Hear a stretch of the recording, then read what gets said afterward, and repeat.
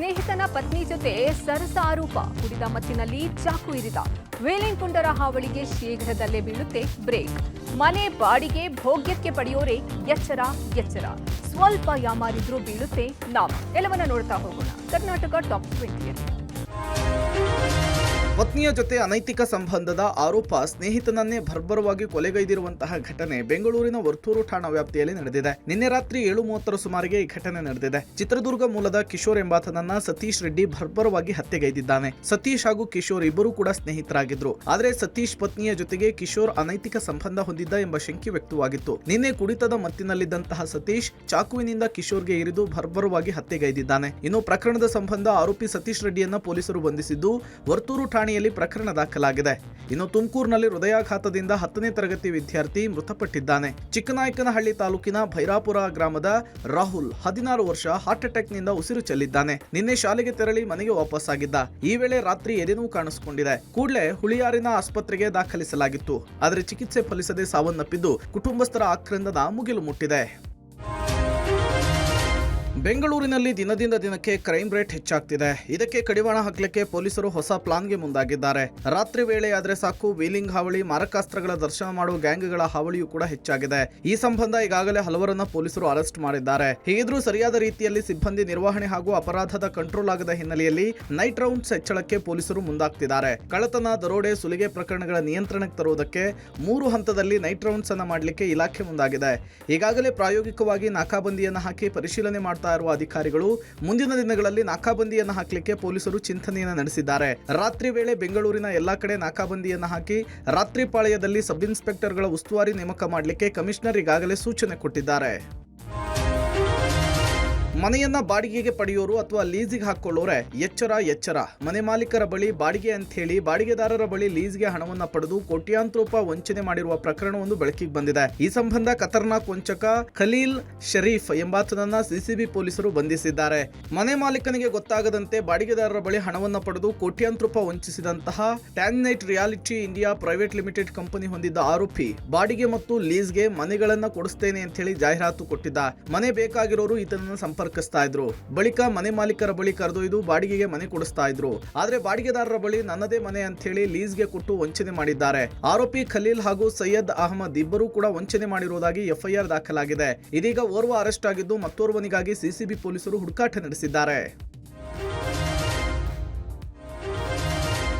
BJP ಭಿನ್ನರ ಬಣದಿಂದ ಹಳೆ ರಾಗವೇ ಮುಂದುವರೆದಿದೆ.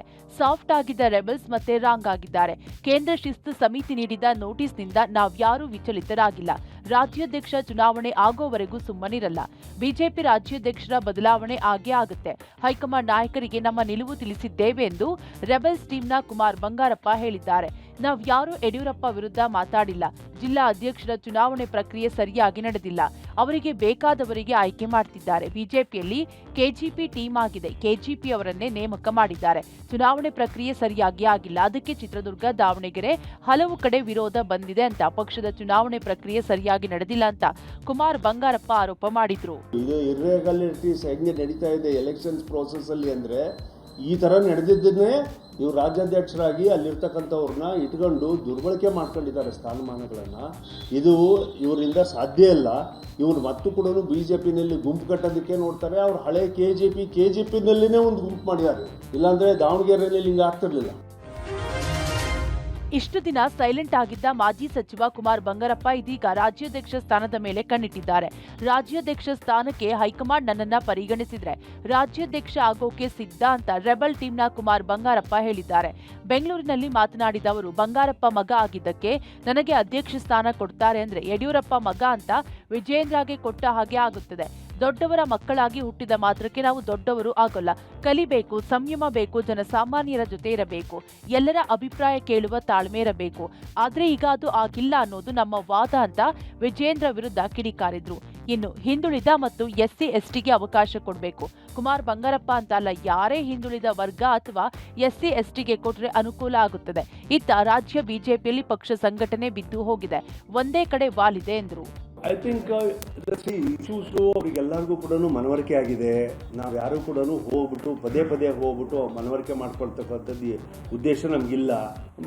ಮನವರಿಕೆ ಆಗಿದ್ದನ್ನು ಮತ್ತೆ ಪದೇ ಹೇಳೋದ್ರಲ್ಲಿ ಅವ್ರಿಗೂ ಕೂಡ ಇದಾಗ್ಬೋದು. ಮತ್ತು ಮಾಧ್ಯಮದ ಮುಖೇನ ಅಂತೂ ಪ್ರತಿನಿತ್ಯ ಏನು ನಡೀತಾ ಇದೆ ಅಂತ ಹೇಳಿ ಎಲ್ಲರಿಗೂ ಕೂಡ ಗೊತ್ತಿದೆ. ಮೂಡಾ ಹಗರಣದ ದೂರುದಾರನಿಗೆ ಬಲಪೂಜೆ ವಿಚಾರ ಸಂಬಂಧ ಇಬ್ಬರು ಶಂಕಿತ ಆರೋಪಿಗಳನ್ನ ಪೊಲೀಸರು ವಶಕ್ಕೆ ಪಡೆದಿದ್ದಾರೆ. ಸ್ನೇಹಮಯಿ ಕೃಷ್ಣಗೆ ಬಲಕ್ಕಾಗಿ ರಕ್ತ ಪೂಜೆ ಮಾಡಿ ಮೂಡಾ ಹಗರಣದ ದೂರುದಾರ ಸ್ನೇಹಮಯಿ ಕೃಷ್ಣ ಮತ್ತು ಗೋವಿಂದರಾಜು ಮೇಲೆ ವಾಮಾಚಾರ ಮಾಡಿಸಿದ ಆರೋಪದ ಮೇಲೆ ಬೆಂಗಳೂರಿನಲ್ಲಿ ಇಬ್ಬರನ್ನು ಮಂಗಳೂರು ಪೊಲೀಸರು ವಶಕ್ಕೆ ಪಡೆದಿದ್ದಾರೆ. ಅಶೋಕ್ ನಗರದ ಸ್ಮಶಾನದಲ್ಲಿ ಕಾಳಿಕಾಂಬ ಗುಡಿಯ ಅರ್ಚಕರಿಗೆ ವಿಚಾರ ತಿಳಿಸದೆ ಈ ಇಬ್ಬರು ಆರೋಪಿಗಳು ಕುರಿಗಳನ್ನ ಬಲಿ ನೀಡಿ ವಾಮಾಚಾರ ಮಾಡಿದ್ದಾರೆ ಎಂದು ಪೊಲೀಸರು ತನಿಖೆಯಲ್ಲಿ ಕಂಡುಕೊಂಡಿದ್ದಾರೆ. ವಾಮಾಚಾರ ದೃಶ್ಯ ಶ್ರೀರಾಮ ಸೇನೆ ಮುಖಂಡ ಪ್ರಸಾದ್ ಅತ್ತಾವರ್ ಮೊಬೈಲ್ನಲ್ಲಿ ಪತ್ತೆಯಾಗಿತ್ತು. ಈ ಹಿನ್ನೆಲೆಯಲ್ಲಿ ಪ್ರಸಾದ್ ಅತ್ತಾವರ್ನನ್ನ ಪೊಲೀಸರು ಬಂಧಿಸಿದ್ದಾರೆ. ಇನ್ನು ಮುಂದಿನ ವರದಿಯಲ್ಲಿ ಲೋಕಾಯುಕ್ತ ವರದಿ ಪ್ರಶ್ನಿಸಿ ನ್ಯಾಯಾಲಯದಲ್ಲಿ ತಕರಾರು ಅರ್ಜಿ ಸಲ್ಲಿಸುತ್ತೇನೆ ಎಂದು ದೂರುದಾರ ಸ್ನೇಹಮಯಿ ಕೃಷ್ಣ ಹೇಳಿದ್ದಾರೆ. ನಾನೇ ಮುಂದಿನ ವಾದವನ್ನ ಪಾರ್ಟೀನ್ ಪರ್ಸನ್ ಆಗಿ ಮಾಡುತ್ತೇನೆ ಎಂದಿದ್ದಾರೆ. ವನ್ಯಪ್ರಾಣಿಗಳಿಗೆ ಸವಾರರಿಂದ ಕಿರಿಕಿರಿ. ಕೂಗಳತೆ ಅಂತರದಲ್ಲೇ ಬೈಕ್ ಸವಾರ ಜಸ್ಟ್ ಮಿಸ್ ಆಗಿದ್ದಾನೆ. ಬಂಡೀಪುರದ ಪಕ್ಕದ ಮಧುಮಲೈ ಅರಣ್ಯದ ರಸ್ತೆಯಲ್ಲಿ ಕಿಡಿಗೇಡಿಗಳು ಕೀಟ್ಲೆ ಮಾಡ್ತಿದ್ದಾರೆ. ಈ ಮೂಲಕ ಹುಲಿ ಸಂರಕ್ಷಿತ ಪ್ರದೇಶದಲ್ಲಿ ಸವಾರರು ವೈಲೆಂಟ್ ಆಗ್ತಾ ಇದ್ದಾರೆ. ಒಂಟಿ ಆನೆಗೆ ಕೀಟ್ಲೆ ಮಾಡ್ತಿರುವ ದೃಶ್ಯ ಸಾಮಾಜಿಕ ಜಾಲತಾಣದಲ್ಲಿ ವೈರಲ್ ಆಗಿದೆ. ಇತ್ತ ಚಿಕ್ಕಮಗಳೂರು ಜಿಲ್ಲೆ ಎನ್ನಾರ್ಪುರ ತಾಲೂಕಿನ ಸಾಲೂರು ಬಳಿ ಅಬ್ಬರಿಸಿಕೊಂಡು ಆರ್ಭಟಿಸುತ್ತಾ ಓಡಿ ಬಂದ ಒಂಟಿ ಸಲಗದಿಂದ ಇಟಿಎಫ್ ಸಿಬ್ಬಂದಿ ಜಸ್ಟ್ ಮಿಸ್ ಆಗಿದ್ದಾರೆ. ಒಂಟಿ ಸಲಗ ಕಂಡು ಇಟಿಎಫ್ ಸಿಬ್ಬಂದಿ ಮರವೇರಿ ಕುಳಿತಿದ್ದಾರೆ.